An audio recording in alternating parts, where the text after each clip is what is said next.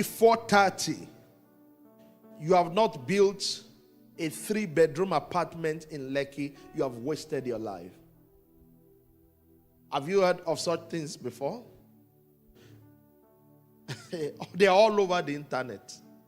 Somebody will just wake up and say, what can I use to drive traffic? What can I use to pressurize them? Good. If you are 25 and you have not bought an SUV for your father, you have wasted your life.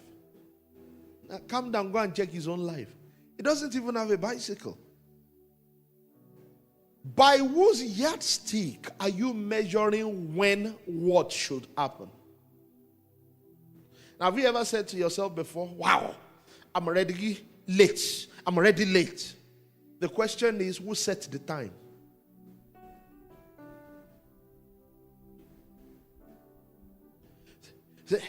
I'm already late for marriage. How about your friends that are married but they are back at home? Hello? I'm already late for marriage. How about if God is preparing the man and getting him ready so that he can give you the best in life? Don't use another person's clock to put yourself under pressure. It leads to lack of contentment. Just being happy with yourself. Just being happy with what God is doing in your life. Just being at peace with what God has thrown your way. That is true contentment.